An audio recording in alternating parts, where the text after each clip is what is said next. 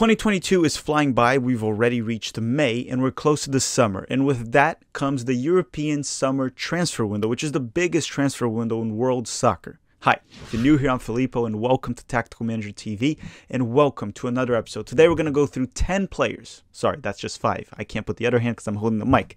10 players that I think should get a transfer this window. 10 US men's national team players. By should, I don't mean they will. I mean I want them to. That's the only reason I said should. And you should comment down below too. Which US men's national team players do you want them to get a transfer this transfer window, and where do you want them to go? Leave your comments down below and your explanation. Trust me, I read as many comments as I can. I can't reply to all of them, but I make sure to read most of them.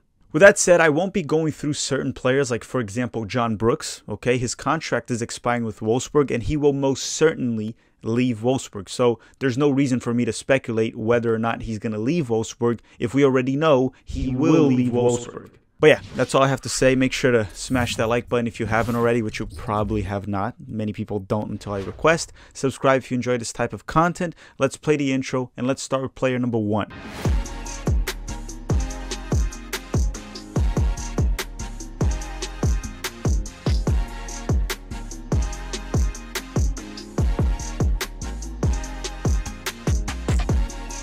Okay, player number 1 is a player that not only needs a transfer, but he needs opportunities with the US men's national team. Well, actually, this one doesn't really need a transfer. I want him to get a transfer. And that is Cameron Carter-Vickers from Celtic in Scotland. So yeah, he doesn't really need a transfer. I want to make that clear. If he stays in Celtic, he will be just fine. But listen, he's one of the best center backs in Scotland this season, if not the best. He was also pretty damn good in the English Championship last season. These are 2 leagues below the English Premier League. Quite a bit below, to be honest. So maybe it's time for Cameron Carter-Vickers to go test himself more in the English Premier League in a team where he'll likely be a starter. It's not needed, but it's time for the next challenge. Some English Premier League sides have been interested in him. He has been linked to Newcastle, Fulham, that has been just promoted back to the Premier League, and Bournemouth, which they're technically still in the Championship. They're fighting for a spot in the Premier League. We've also seen some reports of Wolves being interested as well. But yeah, Celtic does have an option to buy, and there are reports claiming that they will use it as he's currently on a loan. I think he should go to the Premier League to test himself and see if he's in that level. Obviously, of a mid-table team, he can't go play for a top team like even Tottenham that we make fun of. That is still a top team. Maybe if he's on a Fulham, that would be an ideal placing for him, but he doesn't have to leave Celtic. Now, with that said, my personal opinion, I think he's going to remain in Scotland at least for one more season or for much longer. That might be Cameron Carter-Vickers' level. So with that said, he's my player number 1. Now let's go to player number 2. Player number 2 is Ethan Horvath from Nottingham Forest. So Horvath was in Belgium the previous year, sitting on the bench, and then he got a free transfer that he could pick any club that he could go to. Any club that wanted him, obviously. He went to Nottingham Forest and sat on the bench pretty much all season behind Bryce Samba. And then Bryce Samba got a red card, got a 3-match ban. Ethan Horvath took advantage of the opportunity and became the starting goalkeeper for a couple matches. After that, Bryce Samba got an opportunity as a starter once Ethan Horvath came back from the US men's national team camp, and since he has been benched. As a goalkeeper, you have to play. And honestly, being on the bench in the Championship is not better than being a starter in MLS. With that said, Ethan Horvath should seek a transfer. Most of our goalkeepers will be sitting on the bench. Matt Turner in Arsenal, Zack Steffan in Manchester City currently. So in the World Cup, it'll come down a lot to form. If Ethan Horvath is playing and is in good form, he has a chance of starting in the World Cup for the United States. So Ethan Horvath is a player that I think should leave Nottingham Forest since he's not getting many minutes, okay? And even MLS is a reliable option. Now, player number 3 is Zack Steffan, which is essentially an extension of Ethan Horvath. I'm not going to repeat. The same arguments I used for Ethan Horvath are the same reasons I think Zack Steffan needs to seek a loan or a transfer from Manchester City. He hasn't been playing under Ederson. Ederson is a world-class goalkeeper, and when Steffan has been playing, he hasn't looked sharp with his feet and shot stopping. And we've seen a better Zack Steffan in the past, which means his time on the bench in Manchester City has made him look worse. He has regressed. Zack Steffan needs to transfer as well, whether it's a loan to another Premier League side, whether it's a loan to MLS, Bundesliga, whatever it is, he needs to go somewhere where he is the #1 option on goal. And obviously, when I talk about Ethan Horvath and Zack Steffan, I'm also thinking as a US men's national team fan. We do need our best goalkeepers to be starters for their clubs. So it's not just their career, it's also as a US men's national team fan, it's something that I want. Now, one thing I was going to ask you guys, because you all follow different clubs and you have a more diverse opinion than me, where should Ethan Horvath and Zack Steffan go if you could pick a club for them to be locked-in starters? Where would you want them to go? Player number 4 is one that might surprise many of you, but I do think he needs a transfer, and that is Tyler Adams from RB Leipzig. Look, for you to understand why I think he needs to leave, we have to go back all the way to Julian Nagelsmann and the system he implemented at RB Leipzig. Currently, Tyler Adams does not fit the new system in Leipzig. And what do I mean by that? So previously, the high intensity press and direct play from the Red Bull system that Tyler Adams learned in New York and Jesse Marsch still implements, that is outdated in the RB Leipzig system, right? Julian Nagelsmann changed the way they play. They even slow down the game. They hold possession. They require players that are good on the ball, that are effective on the ball. And Tyler Adams just ain't that. He's a destroyer. He can press tactically. He's very smart tactically, versatile, but he's not very effective on the ball. He doesn't really suit the new RB Leipzig system. Therefore, if he stays, he'll always be a useful player to them, but, just but, he will not be a locked-in starter. I can't emphasize enough how playing time, experience in the field, helps a player in their development and how they can reach good form, and everything about it. It's just a key component of a player's development and progression. So Tyler Adams needs to go somewhere where he's a locked-in starter. RB Leipzig just ain't it. Is he a Bundesliga level player?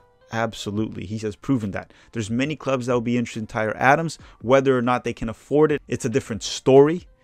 So with that said, Tyler Adams is another player that I would like to see leave. And honestly, if he went to Leeds United just to fit into Jesse Marsch's system and stay in the top 5 league, I would be happy. Comment down below, where would you want Tyler Adams to go?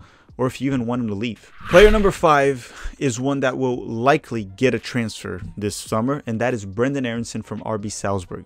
So look, Brenden Aaronson, I'm going to be pretty quick on it. It's somewhat similar to Cameron Carter-Vickers, right? If he doesn't leave Salzburg, it's not the end of the world. It's not that bad. But it's time for a new challenge in a top 5 league where he will face every week tough opponents rather than only face tough opponents when they play in the Champions League. And I know he's been linked to Leeds United, AC Milan, and many others. Regardless of where he goes, I just want to see a lot of playing time and a challenge every week. Because look, RB Salzburg has won the past 9 or 10 or 11 Austrian leagues. They've won the last 9 out of 11 Austrian Cups. It's just too much dominance in that league. He needs tougher games in a regular basis. That's all I'm saying.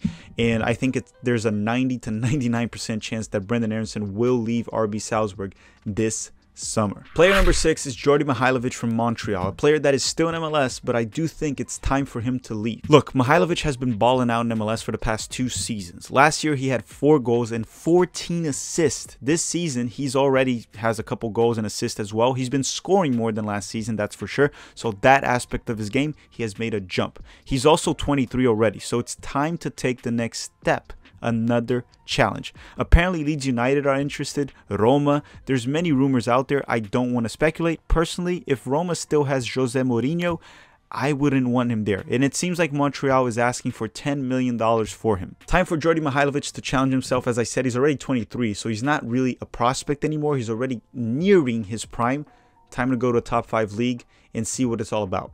Player number 7 is Timothy Weah from Lille. So it's similar to many that I've mentioned. He needs somewhere where he can consistently start. Also play more on the wing. They play him a lot on the left midfield and right midfield. He has too many defensive responsibilities at times, so I'd like to see him play more as a winger. Across all competitions this season, he played roughly 1,500 minutes. So that's 16 games sorta, and he was available for 31. So that's a little bit less than half of the available minutes. I would like to see him get around 80% of those minutes, and there are many teams that could use his service.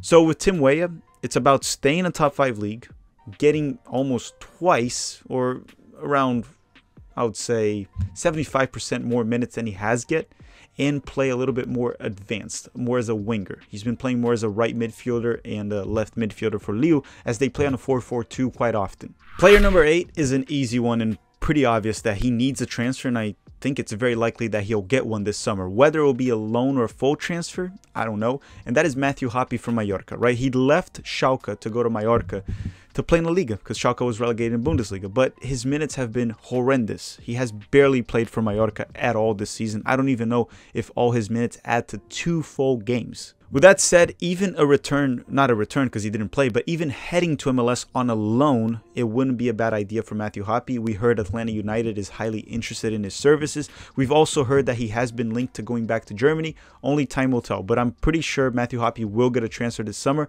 and he most certainly needs it. And once again, I'm not a fan of players returning to MLS, as they do need to continue to challenge themselves abroad until they can't do it no longer, until no one wants them. But going to MLS on a loan for a season, that's really not a bad idea for Matthew Hoppe, and he should definitely consider it, and I'm pretty sure he is. Next up, in player number 9, then there's only one more after that, it's Luca de la Torre from Heracles. I'll be very quick on Luca. He doesn't really need to go to a better league. I'm okay if he stays on Eredivisie, but I believe Luca needs to play for a better club. He needs teammates that he can combine, forwards that can finish.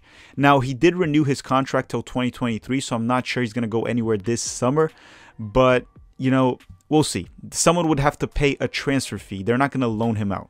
So as I said, Luca de la Torre doesn't really need to go to a better league. Just go to a better club. Like, let's go to Feyenoord, for example, in Eredivisie. A team where he has forwards that can actually finish so he can get assists and players that he can combine. That's all I want for Luca de la Torre. It probably won't happen this summer, but maybe on the next one. The last player is a player that I personally, many might not agree with me, and I think he actually does need this transfer. At one point I would have said he doesn't need it, I want it, but this player I actually think he does need a transfer this summer, and that is Christian Pulisic from Chelsea. Now listen to my entire argument before you hate on it. Can he play for Chelsea? Absolutely, he is Chelsea quality. But I do want him out of England for a couple reasons. I want him to go to a less physically demanding league than the Premier League, somewhere where he gets also more minutes and has less risk of getting injuries. For example, the Serie A, La Liga, and honestly even Bundesliga. The English Premier League is a very physical, high-paced league. Often also he's played out of his position by Thomas Tuchel in and out of the lineup, which is not Thomas Tuchel's fault because he needs to do what's best for Chelsea. But unfortunately, that does hurt Christian Pulisic. As I said, can he play for Chelsea? Absolutely, but I kind of want him out. I would like to see Pulisic go to the Serie A or to La Liga, get consistent minutes, and have less risks of getting injury. Plus, Mark Pulisic, Christian Pulisic's dad, did post a tweet the other day that made it seem like Pulisic is likely going to leave Chelsea over the summer. I'm all for that. Christian Pulisic is already turning 24, if I'm not mistaken, right now, and you guys can correct me on that. And it's time for him to go to a team where he is the man, or at least a locked-in starter. With Chelsea, he clearly is not. And under Thomas Tuchel, he probably won't be. And I don't know. Chelsea has a lot of uncertainties going on with the sale of the club, etc. I think it's time for Pulisic to leave. Plus, the English Chelsea fans have just been horrible with Pulisic. Everything is his fault. And they completely ignore the mess-ups of the German players, per se, and especially the English players. Oh yeah, and if Pulisic does leave Chelsea, where do you want him to go? Remember, he'll probably be pricey, so either Chelsea will loan him out, or someone's going to have to pay a very heavy fee. Alright everyone, that does it for this episode. Hopefully you enjoyed it. Don't forget to smash the like button before you go. Don't forget to comment down below any players you want to see leave their clubs and where do you want them to go. US men's national team players, right? Not the whole world, otherwise I'm going to get way too many comments. Thank you very much for watching everyone, and have a great day.